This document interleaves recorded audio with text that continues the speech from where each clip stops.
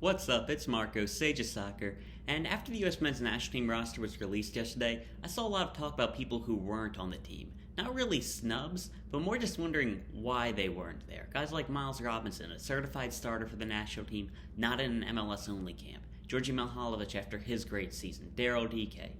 Well, I'm just going to explain a lot of these absences, because a lot of them have pretty simple explanations that I feel like we should just get out there. So starting things off, we got Djordje Mihailovic.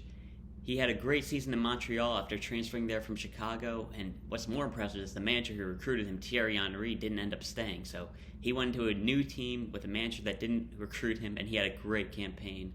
And because of that, everybody really wanted him both in the national team, maybe not in the national team, but probably over a lot of other MLS guys if we were going to have some, and especially in this camp to give him a chance. But he wasn't called up.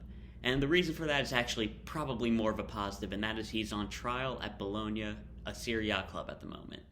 After his successful campaign, Bologna showed interest, and he's flying out to Italy, and I believe this is the right decision for him. It's an MLS camp that really isn't as important as shown by guys like Miles Robinson missing out on it. So I do believe that him taking the opportunity to upgrade his club situation and play at a higher level is definitely the right move for him. We've seen how those moves to Italy have really positively infected Gianluca Busio and Tanner Tessman, so I believe this is the right decision for Djordje Mihailovic. And while, yeah, it's annoying that he's not going to be at this camp, I feel like it's definitely positive in his career. Similar situation for Kyle Duncan, formerly of New York Red Bull, now he's transferring to CV Ostende in Belgium. I hope I pronounced that right. And yeah, he had a pretty solid season for New York Red Bull, but again, he's moving to Belgium, and I haven't seen any reasons why he can't make it. I don't feel like he'd be going over yet. But thinking about it, if they have travel restrictions, then maybe playing a game on the 18th would limit his opportunity to integrate into the squad. So I feel like it's understandable why Kyle Duncan's not in the squad. Though it could just be we had a lot of right-back talent. Brian Reynolds, I believe we're playing Justin Shea there, but I feel like we'd call up Duncan over Brooks Lennon. So I do believe that's the reason why he's not in the squad. Next, one of the more disappointing ones is Alan Señora of Independiente in Argentina. And really disappointing because he's been having a great season for Independiente, so we really wanted to see him in the national team. But that great season is the same reason why he wasn't released. He's been doing very well for them, and Independiente, they decided, no, we're not going to release him. We still have games to play. We can't afford to lose you. And, I mean, it's annoying for us, but again, it's a positive. If his club didn't value him enough, they did release him, like Brian Reynolds, it's probably not a good thing, and yeah, it's annoying. Really would have liked to see him in the squad, but we can still integrate him in World Cup qualifying. We can still give him chances in other games, maybe the January camp. So yeah, I mean, would have liked to see him, but not the end of the world.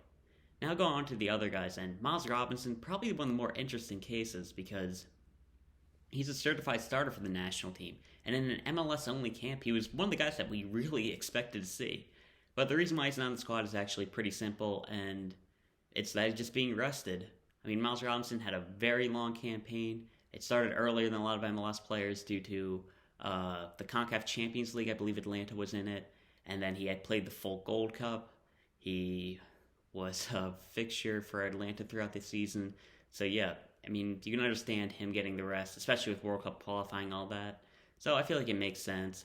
Again, disappointed to not see him, but it makes sense. Then Daryl Dike is a similar situation as well. And that's the reason why he wasn't called into the squad, which is good to see.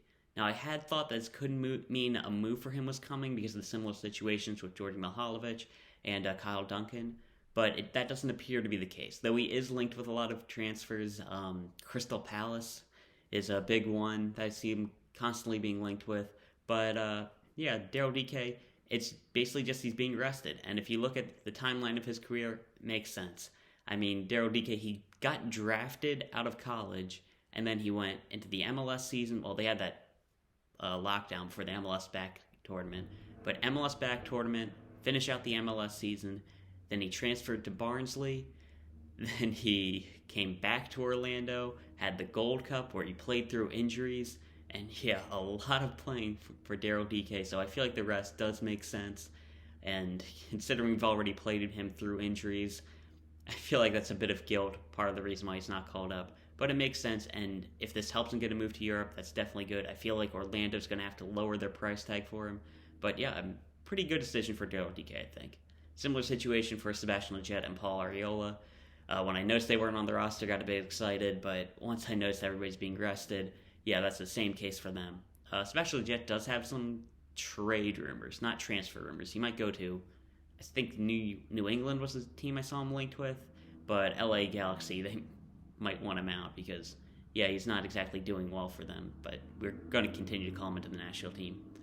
Yeah, but anyway, that's all the players who are missing out due to rest or transfer or club situations. Now, there's a situation for guys like Aaron Herrea, Leon Flach, Sean Johnson. I'd throw a Paxton Aaronson into the list, and that is that their clubs are still in the MLS playoffs. Real Salt Lake are still in it, so that cancels Aaron Herrea. Leon Flach and Paxton Aaronson are still in it for Philadelphia, which I really would have liked to see Leon Flach in the national team, but yeah, as a Philadelphia Union fan, I'd rather him be here, especially with how thin our squad is going to be. Jeez, I might talk about that tomorrow because, jeez, that is a bleak situation. And Sean Johnson, not really missed. James Sands and Keaton Parks are also on that New York City FC team, but I believe Sands is going to be coming back, but he is definitely hurt. So those two probably miss out as well, but those guys are missing out due to the playoffs. And those are the guys who I really have an explanation for missing out. Some other guys like James Tolkin of New York Red Bull, DeJuan Jones of New England, Paxton Pomykal from FC Dallas, they were just left out because Berhalter deemed they weren't good enough. Now, I really would have liked to see DeJuan Jones. I feel like this is probably a chance for him, but, I mean, he's just a MLS left back. I can definitely see calling up Jonathan Gomez and Kevin Paredes ahead of him, and George Bello as well, so I'm not too upset about that. Tolkin, probably behind those three as well. Paxton Pomykal, I really would have liked to see him, but he hasn't had the best season, and I can understand him not being in the squad. Some other guys are Jonathan Lewis.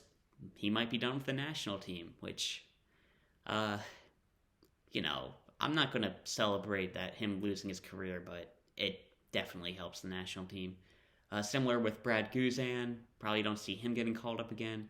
And unfortunately, Bill Hamid. I feel like he still could have done something for us, but it seems like he's done for the list. I'm probably going to stop talking about him. But yeah, that's the explanation for why all these players aren't in the national team. And yeah, hope you gained something from this. Hopefully it helped you get a little bit less upset that Daryl Dike is not in the squad. Yeah, that's all I'll talk about right now. See ya.